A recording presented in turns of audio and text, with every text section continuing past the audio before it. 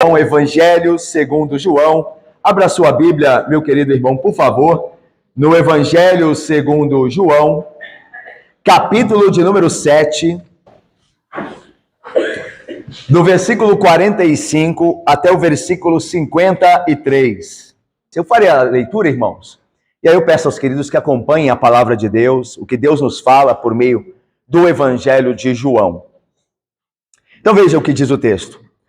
Voltaram, pois, os guardas à presença dos principais sacerdotes e fariseus, e estes lhes perguntaram: por que não o trouxestes? Responderam eles: jamais alguém falou como este homem. Replicaram, pois, os fariseus: será que também vós fostes enganados? Porventura, creu nele alguém dentre as autoridades ou algum dos fariseus? Quanto a esta plebe que nada sabe da lei, é maldita.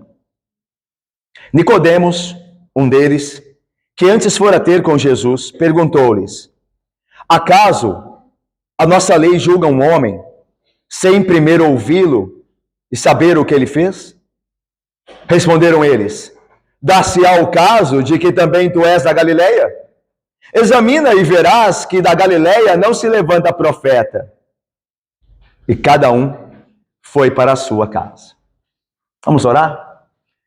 Ó Deus Santo, nós como o teu povo reunido, ó Deus, nós esperamos agora, ó Deus, mediante a leitura da sua palavra e a pregação na mesma, honrarmos ao Senhor Jesus Cristo, reconhecermos sua graça que opera em nós e ficarmos distante da hipocrisia que não conhece ao Senhor, embora diga que o sirva. Pai, opera essas coisas em nós, pelo teu santo e bondoso e poderoso Espírito. Assim nós oramos em nome do seu Filho, nosso Salvador e Rei, o Senhor Jesus Cristo. Nós o fazemos com perdão dos pecados. Amém. Meus irmãos, vocês se lembram que Jesus está em Jerusalém. Nós temos visto isso. Ele está na festa dos tabernáculos. Ela dura uma semana, essa festa. E está próximo o fim da festa, onde aqueles homens praticavam o rito de derramar água perante o altar que vimos no último domingo. E Jesus então anuncia ser ele a água da vida. Quem tem sede, vem a mim e beba. E por causa dessas palavras, o evangelista João diz que a multidão se dividiu. Uns diziam: ele é o profeta prometido. Outros falavam: não, ele é o Messias. E outros diziam ainda: é um impostor. E alguns dentre o povo queriam colocar as mãos nele e prendê-lo. Mas isso não aconteceu por quê? Porque ainda não era chegada a hora. Lembram-se que os guardas do templo foram enviados pelos sacerdotes e pelos fariseus, pelo sinédrio, o poder religioso daquele tempo, para prenderem Jesus? Eles foram enviados ainda no capítulo 7, e eles ouviram esse discurso sobre Jesus dizer: quem tem sede, vem a mim e beba. E eles ficaram tão impressionados com o discurso que eles voltaram sem Jesus, sem prender Jesus e apresentá-lo às autoridades. E é disso que esse texto fala. O texto fala de uma conversa interna dentro do sinédrio. E poucas vezes, até então, por exemplo, até o capítulo 7, João nos dá um olhar dentro do sinédrio, para nós vermos o que eles conversavam lá dentro. Lembra que o sinédrio, irmãos, era aquele local onde a vida judicial e religiosa do povo era decidida. Era mais ou menos como se fosse o STF hoje. É como se você estivesse olhando ali dentro, naquela conversa particular. O que está acontecendo ali? É essa visão, esta cena que João nos dá, das autoridades daquela época falando sobre Jesus.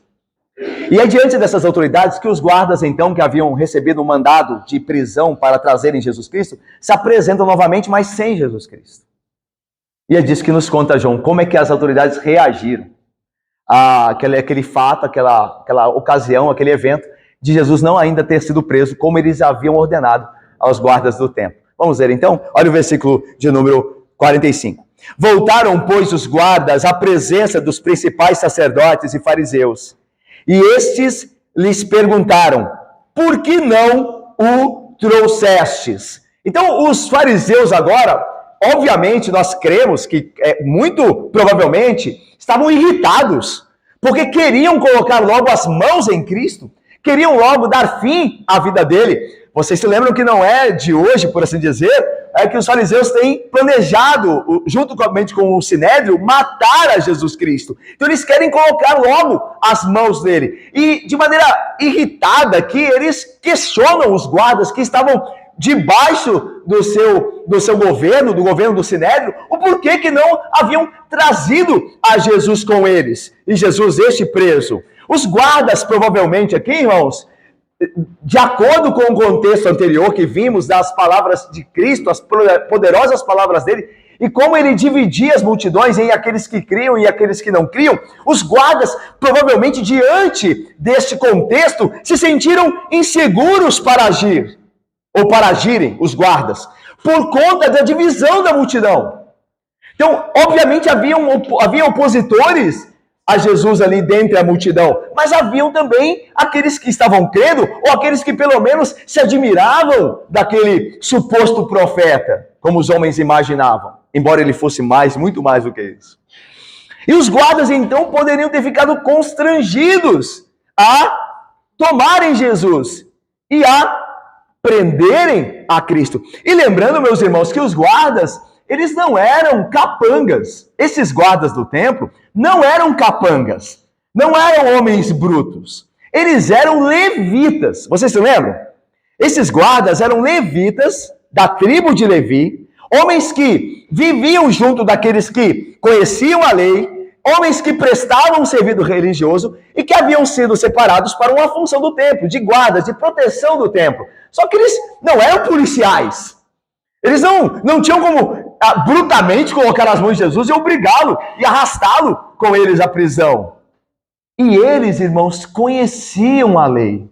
Eles eram levitas. Os guardas do templo eram levitas. É por isso que eles ficam impressionados de uma forma singular com o ensino de Jesus Cristo. O que eles vão confessar agora no versículo 46. Olha a resposta deles, porque não haviam trazido Jesus preso. Vamos ver juntos? Responderam eles: jamais alguém... Irmãos, esse versículo é maravilhoso. O grego dele, o alguém aí do jamais alguém, este alguém, é melhor traduzido por nenhum homem, jamais. Nenhum homem jamais falou como ele. Não houve nenhum homem antes nascido que falou como este homem. A ideia aqui é carregada na maneira que o grego coloca e João escreve, de que Jesus os guardas voltaram com a impressão de que ele era mais do que um homem. E os guardas não estavam errados. Ele não pode ser apenas um homem, pois nenhum homem jamais falou como ele. Isso é maravilhoso. O que os guardas reconheceram aqui é reconhecido nos evangelhos de maneira rica, profícua.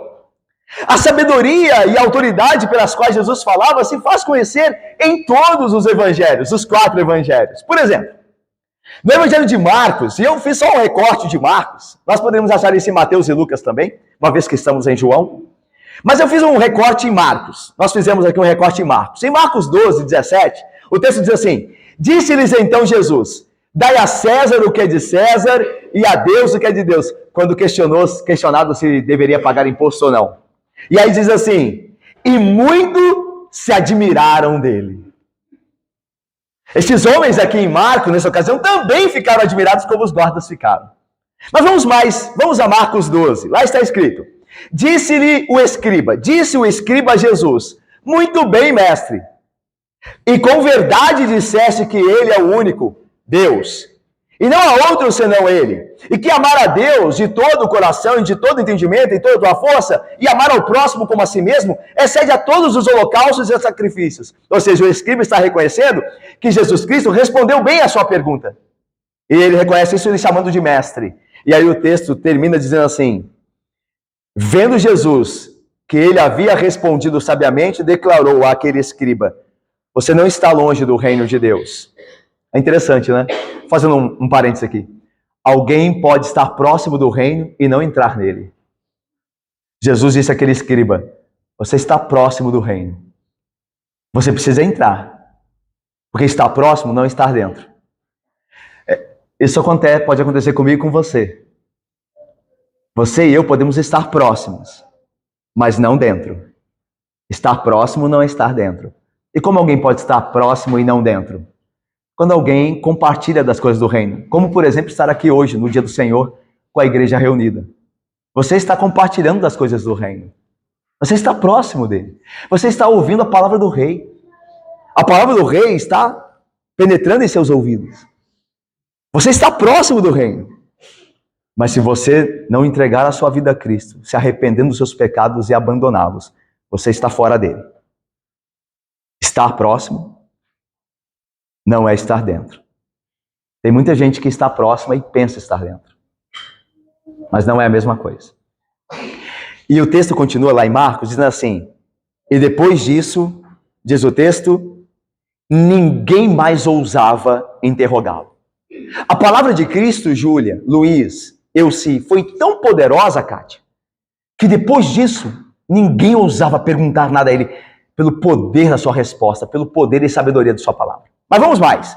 Ainda em Marcos, tem um texto que diz assim, lá em capítulo 12, versículo 37. O mesmo Davi, Jesus diz, chama-lhe Senhor.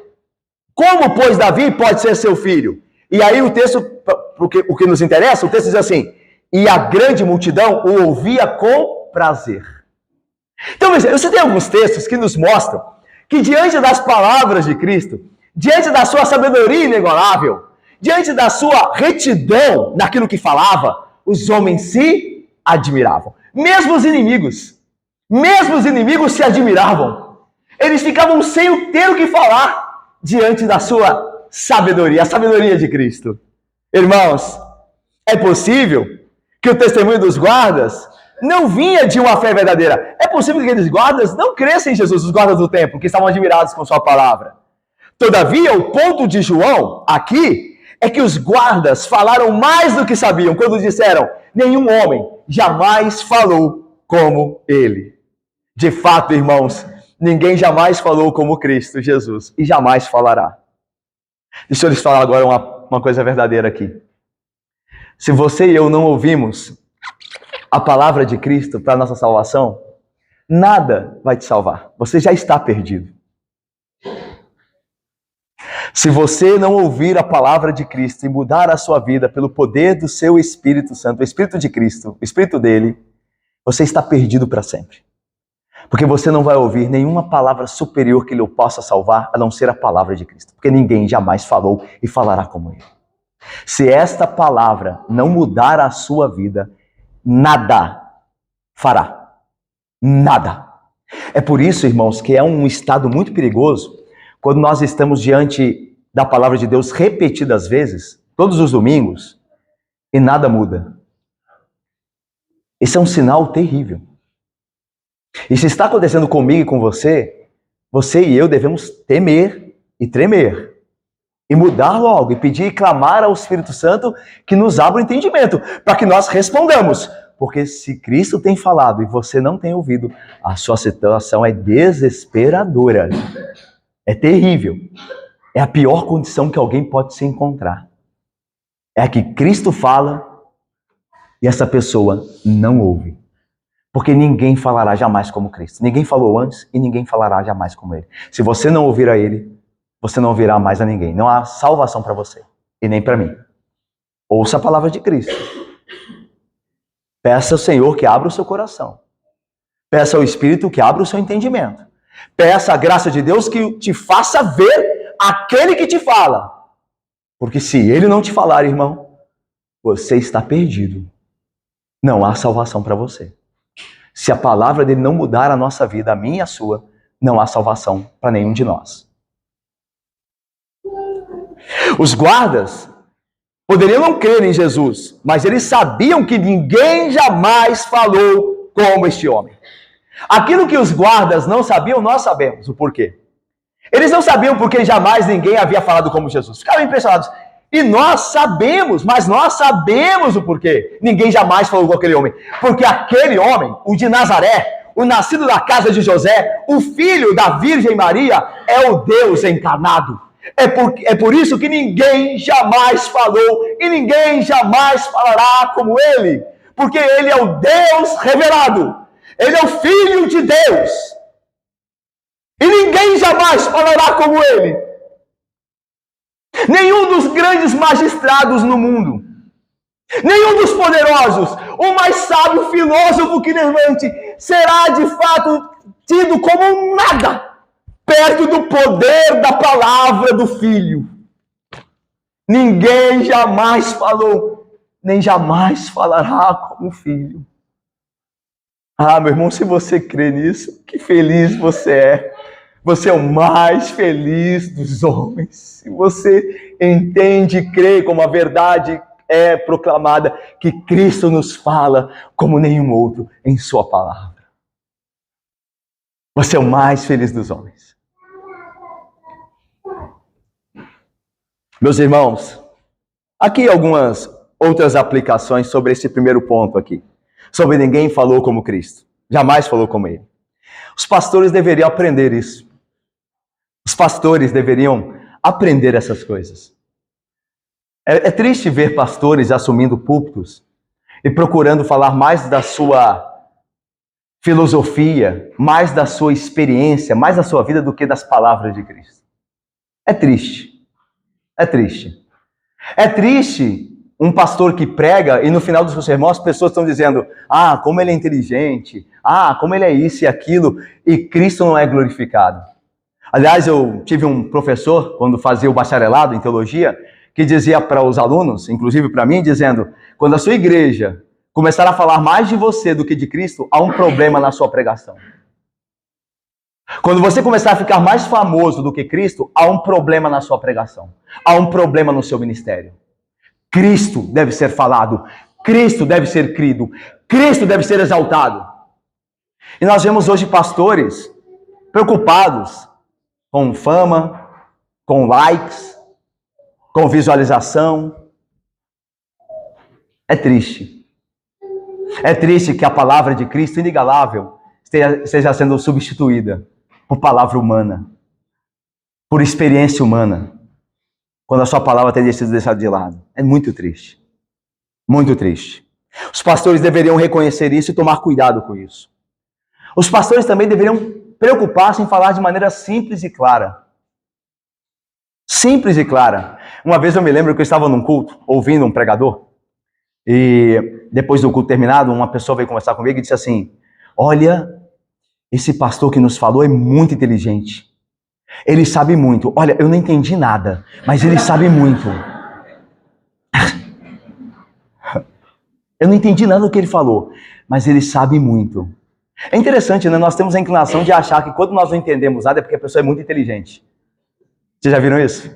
Você vai naquela exposição de arte, aí coloca aspas nisso, aí tem aquele quadro que não tem arte nenhuma, as pessoas ficam assim: nossa, que inteligência, nossa, que inspiração, nossa. A gente tem essa inclinação, quando não entendeu nada é porque a pessoa é muito inteligente. Irmãos, o verdadeiro ministro que é alcançado pela graça, ele está preocupado em não parecer inteligente, mas em se fazer entendido. Em fazer a palavra de Cristo entendida. Como diriam os antigos reformadores, o pastor verdadeiro é aquele que fala ao instruído como fala ao ignorante, e é entendido igualmente por ambos. É aquele que fala ao adulto, mas sabe falar à criança, e é entendido pela criança. Oremos pelos nossos pastores. Ore pelo seu pastor. Ele é um pecador como você. Ore por ele. Senhor, mantenha o meu pastor nas palavras de Cristo. Faça ele uma pessoa simples. Faça uma pessoa humilde. Faça com que ele não se desvie, nem para a direita, nem para a esquerda, mas que continue firme na sua palavra e faça com que ele estude de tal maneira que a sua palavra pregada por ele seja clara a nós. Ore pelo seu pastor. Ore pelos pastores da IPB. Ore pelos ministros da palavra, não só da IPB, mas pelos verdadeiros ministros da palavra, para que eles falem a palavra de Cristo, porque ninguém jamais falou como Cristo, e falem de maneira simples, que todos entendam. Vamos lá? Irmãos, vamos além. Versículo 47 e 48. Olha a resposta dos fariseus quando ouviram dos guardas que não o haviam trazido, porque ficaram admirados com Jesus e com sua palavra. Olha só o que diz 47 e 48. Leiamos juntos. Replicaram-lhes, pois...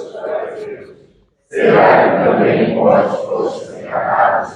Porventura deu alguém entre as autoridades ou algum dos fariseus? Essa é uma pergunta que os fariseus fazem aos guardas levitas, desdenhosa, ela é zombeteira. Eles estão, os fariseus, aqui as autoridades do Sinédrio, estão colocando a integridade, o caráter dos guardas levitas em questionamento.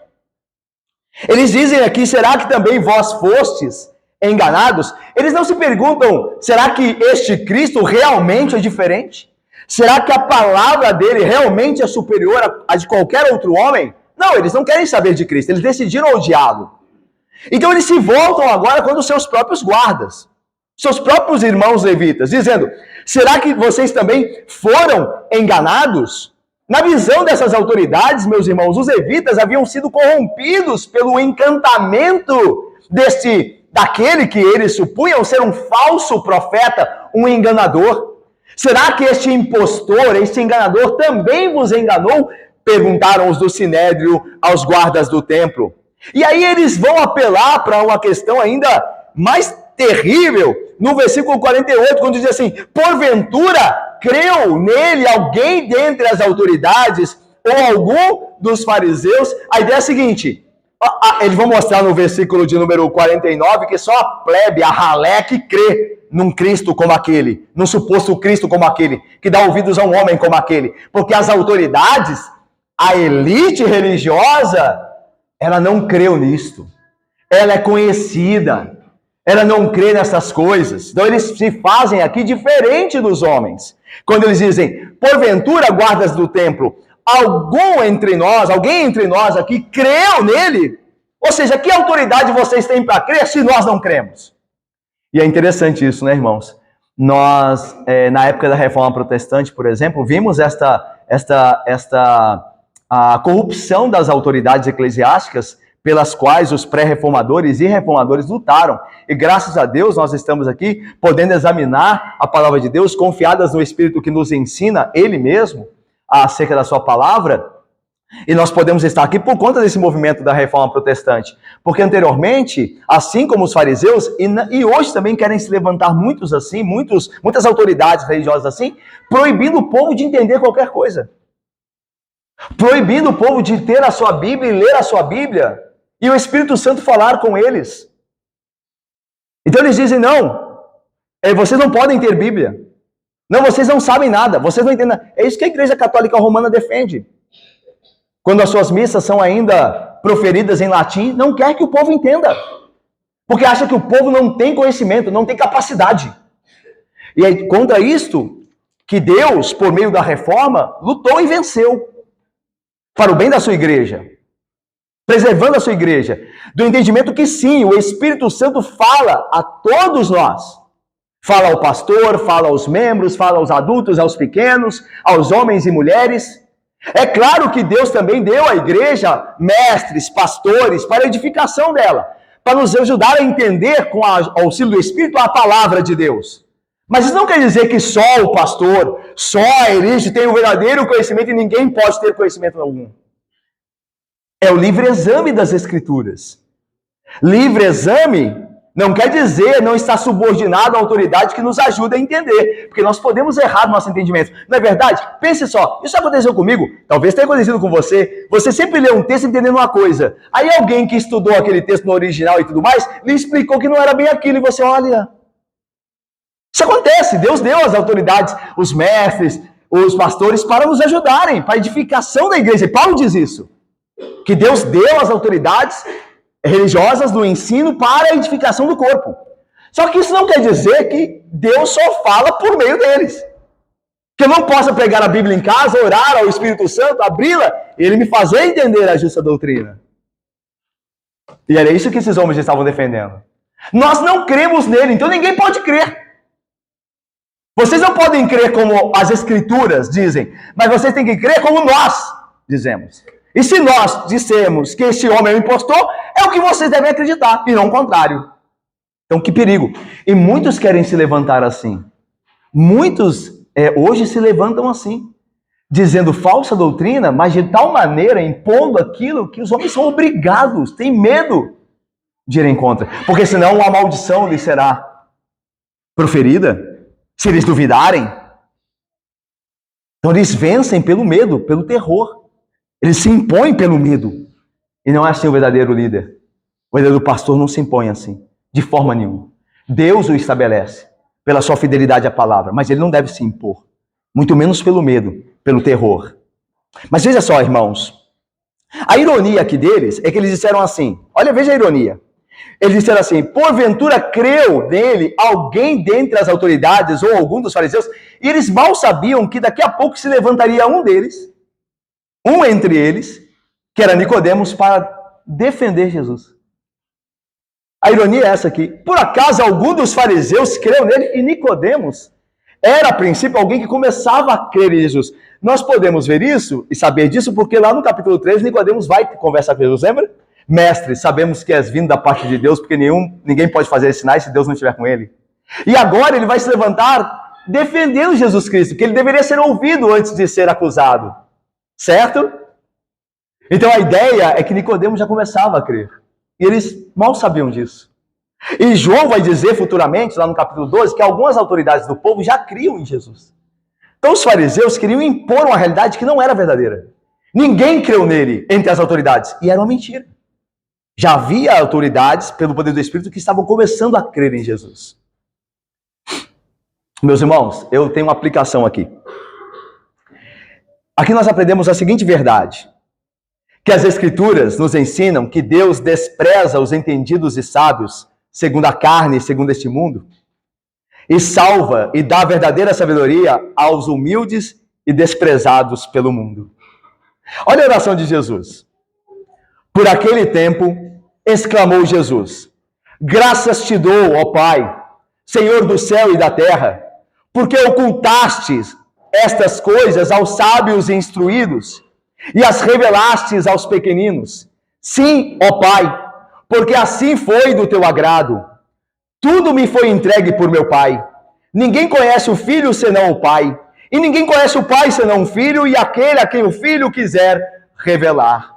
Mas veja a oração de Cristo. Pai, eu te agradeço, porque ocultaste as coisas acerca da verdade dos instruídos e sábios, ou pelo menos aqueles que pensam sê-lo, e revelaste essas coisas aos pequeninos, aos humildes. Irmão, você sabia que no céu não haverá muitos poderosos, nem eruditos segundo este mundo? Não só Jesus Cristo diz isso, dizendo que Deus escolheu revelar as coisas dele aos pequenos, como também Paulo vai dizer isso, escrevendo em uma de suas cartas a uma das igrejas. Ele vai dizer assim: irmãos, reparai na vossa vocação, não foram chamados entre nós muitos poderosos e sábios. A ideia de Paulo é: olha ao redor da sua igreja. Olha ao seu redor. Olhe para as pessoas do seu lado. Não tem ninguém aqui muito rico. Não tem nenhum artista famoso. Nenhuma celebridade entre nós. Não há nenhum governador aqui, há? Prefeito? Veja, não quer dizer que Deus não possa salvar governadores e prefeitos. Ele faz. Tem igrejas que têm governadores, prefeitos, crentes, frequentando igrejas. Mas a ideia é que não são muitos e não serão muitos. Deus gloriou-se em escolher as coisas pequenas para este mundo. As coisas desprezadas. Se você diz que é crente no seu trabalho, às vezes seu patrão, seu chefe, olha para você meio com dó, não é verdade? É a diarista que é evangélica na casa dos iluminados, e ela ouvindo uma conversa lá sobre o patrão dela que está doente, e ela diz assim: eu vou orar pelo senhor.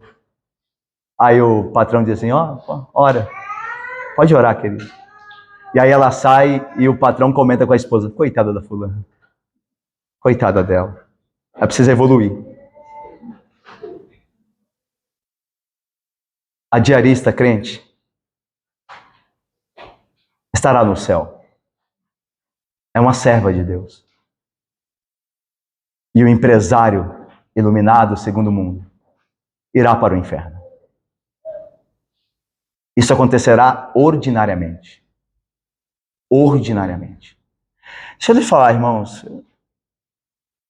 Vocês não me conhecem profundamente, eu tenho repetido isso aqui, porque eu posso falar desimpedidamente com vocês nesse sentido. E eu não conheço vocês profundamente. Eu não sei como vocês tratam as pessoas no dia a dia, eu não sei. E vocês não sabem como eu trato. Mas se algum de nós aqui faz discriminação de pessoas, porque elas ganham menos, ou porque elas trabalham um tipo de emprego que nós não consideramos um emprego importante, saiba, meu irmão, nós estamos pecando se fizermos isso. Nós estamos pecando contra Deus. Lembre-se que os últimos serão primeiros e os primeiros últimos. Lembre-se disso. Porque Deus não vê a aparência. Deus vê o coração. Não importa o quanto você tenha de riqueza, o quanto tenha de riqueza. Deus não se preocupa com isso, até porque Ele tem toda a riqueza, tudo é dele. Você acha que Deus fica impressionado com a minha e com a sua riqueza? Ou com a riqueza de alguém? Ou com a riqueza do homem mais poderoso dessa terra? Você acha que isso impressiona Deus? Você acha que Deus deve algum favor a este homem? De forma alguma. Todas as coisas são de Deus. Todo ouro e prata, aquele homem, aquele rico miserável na sua alma é de Deus. Deus não se impressiona com essas coisas. Deus vê o coração. E é isso que recomenda um homem a Deus. Lembremos-nos disso. Não sejamos como esses fariseus. Você não é da elite? Então você não sabe nada. Você não anda com os homens que conhecem a lei? Então você não sabe nada. Cuidado. Cuidado. Vamos ao versículo 49. Eles continuam falando, olha aí os fariseus e os sacerdotes do Sinédrio. Quanto a esta, vamos ler juntos? Quanto a esta plebe. Veja como esses homens tratavam o seu povo. Quanto a esta ralé, a esta plebe aqui é a palavra grega para povo da terra. Essa terminologia foi usada no Antigo Testamento para se referir a Israel. Depois, essa terminologia passou a ser usada para se referir ao povo com a exclusão dos sacerdotes, dos levitas. E posteriormente, que é o caso aqui, ela era usada para os galileus ou estrangeiros que não pertenciam ao reino de Judá, ao reino de Israel. Então, este povo, a plebe aqui, se refere aos galileus. Você se lembra que quando Jesus, lá em João 6, multiplicou os pães e os peixes, ele estava na Galileia, onde era o seu ministério mais ali ativo? Quando ele desce a Jerusalém, os galileus descem para encontrá-lo lá, porque eles estão à procura de Jesus, certo? Eles vão com Jesus para Jerusalém. E aí muitos galileus haviam crido em Jesus, ou a princípio davam suporte ao seu ministério. E os fariseus, vendo isso, os sacerdotes aqui do Sinédrio, vendo isso, disseram: essa plebe nada sabe. Esse povo que não mora aqui em Jerusalém, que não tem capacidade de estudar como nós estudamos, eles não sabem nada. Agora, veja como esses pastores, esses aqui são os pastores, tá, irmãos? São os pastores de Judá, os pastores de Jerusalém. Veja como eles falam do povo. Veja como eles tratam o povo. Eles não amam as ovelhas. Você se lembra como nosso Senhor Jesus Cristo nos amou, como Ele ama as suas ovelhas? A Bíblia diz que Ele olhou para a multidão e se compadeceu dela. Como ovelhas que não têm pastor. Como ovelhas que não têm pastor. Às vezes eu fico triste quando pastores falam mal da sua igreja, sabe? Pastores que falam mal da igreja. Ficam falando mal da sua igreja. Dizem que o seu ministério não é isso nem aquilo por causa da igreja deles. Meus irmãos, muitas vezes a igreja é o que o pastor é. Muitas vezes. Porque o rebanho, ele reflete o pastor. Ore pelos pastores, ore pelo seu pastor. Para que ele seja um homem de Deus. Para que ele abençoe a sua igreja. É claro que a responsabilidade da vida de todos vocês aqui não depende de mim. Porque cada um dará conta de si mesmo. Mas depende de mim e dos presbíteros aqui, que são pastores da igreja, viverem para a glória de Deus, para o benefício de vocês. O que vocês farão com isso, isso é outra história. Nós esperamos que seja de melhor proveito, o melhor proveito que vocês façam daquilo que vocês têm aprendido. Mas que pastores amem as suas ovelhas. Amem a sua igreja como Cristo amou. E não falem mal dela. Deixa eles falar, irmãos, para os seus filhos, pais queridos. Pai e mãe aqui. Para os seus filhos, vocês são os pastores. Vocês são os pastores dos seus filhos. Mais do que o pastor aqui da igreja. Vocês são os pastores dos seus filhos. Não falem mal da igreja para os seus filhos ou na frente deles. Vocês os fará odiar a igreja. Não comente mal do irmão. Encubra o pecado dele. Porque o seu filho vai dizer assim: o meu pai é um hipócrita. Porque fala, a minha mãe é uma falsa. Porque fala dos outros da igreja aqui em casa, mas não fala deles na frente deles mesmo. Eu não quero uma vida assim. Para mim, igreja é lugar de hipocrisia, de falsidade. Você está destruindo, meu irmão, eu e você, estamos destruindo nossa família, nossos filhos, por pecar contra Deus, falando mal dos nossos irmãos, falando mal da igreja. Ore pela sua igreja. Ore pelo seu irmão que falhou. Vai ter com ele, como a Bíblia diz. Ao invés de falar dele, vai ter com ele. Vai ter com ele ao invés de falar mal dele. Não sejam como os fariseus, falando mal do povo de Deus. Não faça assim. Isso também não quer dizer, e faça um parênteses aqui, que nós não denunciamos aquilo que está de errado. Ok? De maneira justa. Mas ainda assim com amor. Denunciar com amor. Mas procurar em tudo, e naquilo que Deus nos der capacidade, de não falar dos nossos irmãos, mas orar por eles e falar com eles. Ok? Vamos terminar? Versículos 50 e 51. Leiamos. Nicodemos, um deles, que antes fora ter com Jesus, perguntou-lhe: acaso a nossa lei julga um homem sem primeiro ouvi-lo, saber o que ele fez? O apóstolo João, presbítero Francisco, amado, ele gosta de certas ironias. No evangelho dele, ele demonstra, ele coloca certas ironias que torna o evangelho mais doce ainda. Ele está falando assim, vocês viram aí, irmãos, que os fariseus disseram assim: essa plebe, essa ralé não entende da lei. E agora, os fariseus mostram que eles é que não conhecem a lei. Porque eles estão querendo julgar um homem sem antes ouvi-lo. E a lei de Moisés disse que isso não podia ser feito. Olha só o que diz Deuteronômio, eu vou ler para vocês. Deuteronômio 1,16. Eu vou ler, não precisa abrir não. Eu leio e depois vocês podem conferir. Nesse tempo, ordenei a vossos juízes, dizendo: ouvi a causa entre vossos irmãos. Ouvi a causa. E julgai justamente entre o homem e seu irmão, ou o estrangeiro que está com ele. A lei dizia: ouvi a causa do teu irmão e julgai. E aí Nicodemos então se levanta e diz assim: por acaso nós não deveríamos ouvi-lo antes de julgá-lo? Vocês dizem que o povo é que não conhece a lei. Mas vocês não conhecem a lei. Ou pior, vocês são piores. Ou pior, vocês conhecem e querem desprezá-la. Que é pior ainda. De quem Deus cobrará mais? Dos que não conhecem a lei ou daqueles que, a conhecendo, desprezam? De quem Deus julgará? Quem a Deus julgará mais?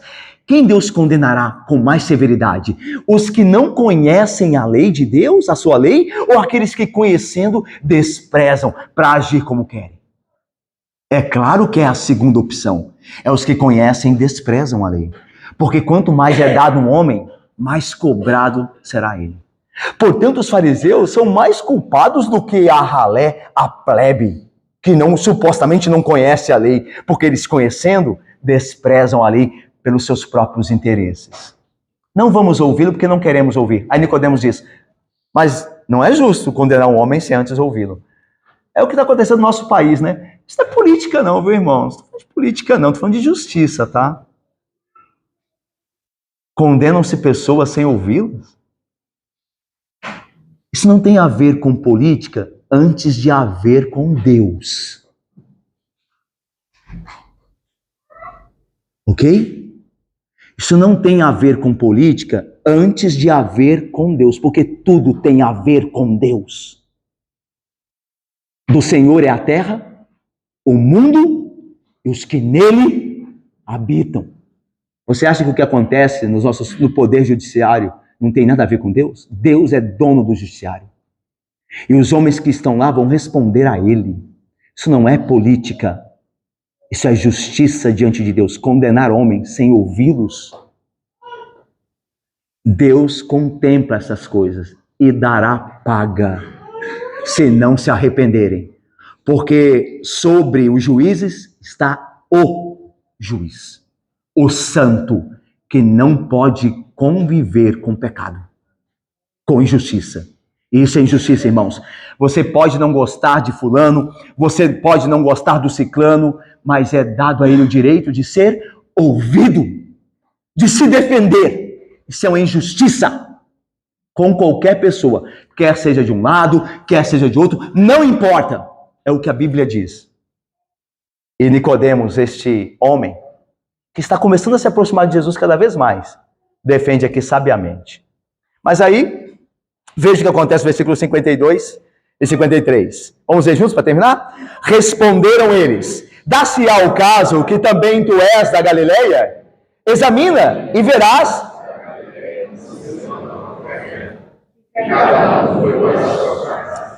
Eles partem aqui, meus irmãos, para o argumento ad hominem. É o argumento contra a pessoa. Nicodemos mostrou para eles que eles estão contra a lei. Só que eles deixam o argumento de lado, porque eles não têm resposta para isso, porque eles viram que estão mesmo contra a lei, e atacam o homem. Eles atacam a pessoa, não o argumento. Eles não têm como vencer o argumento. O que eles fazem? Quem não tem como vencer o argumento, ataca a pessoa. Começa a achar defeito na pessoa. Ué, mas e o meu argumento? O argumento agora pouco importa, porque não temos como responder. Então vamos atacar você. Vamos tentar denegrir você, para que o seu argumento, que é verdadeiro, caia junto. O seu argumento é verdadeiro, mas denegrindo você, o seu argumento verdadeiro pode cair junto. Então vamos denegrir você. Vamos falar mal de você. Até que o seu argumento ninguém dê mais ouvido a ele, embora ele seja verdadeiro. Você vê que os homens ainda continuam fazendo isso. Você vê que os políticos, a elite, continua fazendo isso, atacando o homem, ao invés de atacar os princípios, os argumentos, na verdade. E é o que está sendo feito aqui. Está vendo, irmãos, que a Bíblia tem resposta para tudo? Está vendo que ela tem a ver com tudo? Ela tem a ver com tudo, não adianta fugir, eu e você. Ela tem a ver com tudo. Tudo que acontece no mundo, Deus vê e Deus julga. E é o que está acontecendo aqui. Eles disseram, não podem vencer no argumento, que eles estavam quebrando a lei, eles disseram assim: por acaso tu és a Galileia? Agora temos um da Galileia aqui, está defendendo os galileus, os que creem naquele Messias falso. És tu da Galileia, junto da ralé, Nicodemos? Nicodemos, não és tu, dos nossos, da elite? Comporta-te como um dos galileus. Querendo constranger Nicodemos. Querendo deixar ele, olha, eu não farei mais parte da elite. Eu não vou fazer mais parte do grupo importante. Eu não vou ter mais a opinião de todo mundo. Os homens fazem isso comigo e com você. Você tem uma opinião, mas a elite não pensa assim. Os iluminados não pensam assim. E aí você tem que rever os seus conceitos. É o que estou fazendo aqui com Nicodemos. És tu da Galileia? És tu da ralé? Porque crês nesse homem? E aí, olha só o que acontece aqui. Olha o que eles disseram para Nicodemos: examina. Aqui pressupõe-se as escrituras. Examina e verás que da Galileia não se levanta profeta. Irmãos, quem não sabia da lei? Era ralé ou eram esses homens aqui? Eles disseram que da Galileia não se levanta profeta. Eles erraram. De novo. Eles estão sempre errando. Jonas era da Galileia.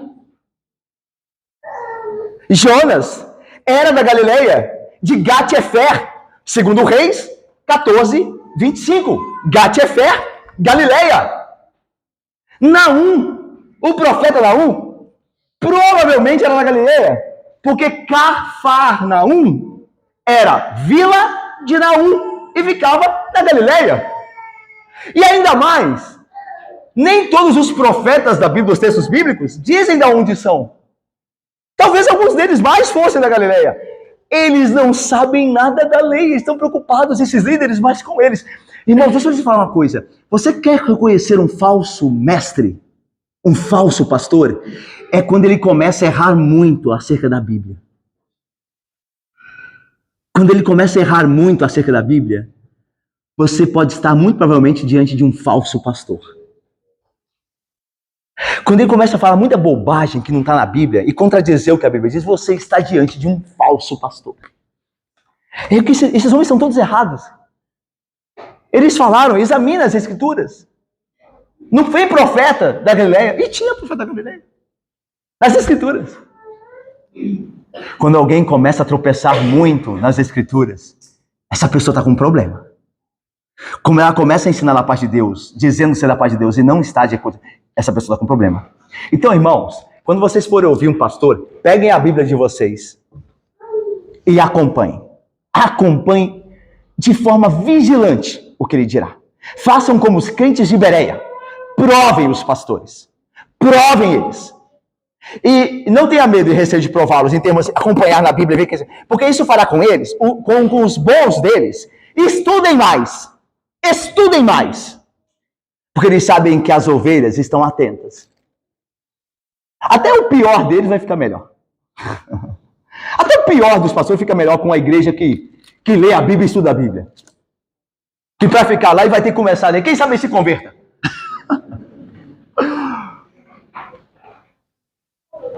Os falsos profetas erram na Bíblia. É por isso que a palavra é luz e lâmpada. Por isso que ela nos guarda. Graças a Deus. Nos guarda dos falsos profetas. E não se enganem, muitos falsos profetas têm saído pelo mundo afora. Acautelai-vos dos falsos profetas. E a Bíblia é a sua arma para se guardar dos falsos profetas. Examinai as Escrituras. Não como os fariseus diziam fazer. Examine-as verdadeiramente. Eu termino. E aqui eu termino mesmo, irmãos. Até fechei a Bíblia já. Eu termino pensando em Nicodemos aqui. Nicodemos se levanta para defender o Senhor Jesus Cristo. Alguém pode achar pouco o que ele fez, né? Mas, meus irmãos, fazer o que ele fez dentro de um ambiente de ódio a Cristo Jesus era muito, viu? Levantar-se ali e dizer assim, olha, nós não deveríamos ouvi-lo antes?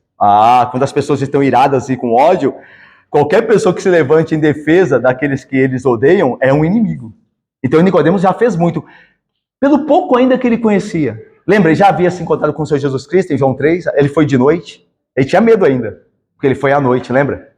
À noite foi ter com ele um dos principais dos fariseus, um príncipe de Israel, que era Nicodemos. Ele tinha medo ainda, mas ele foi. Mesmo com medo ele foi. Legal, né?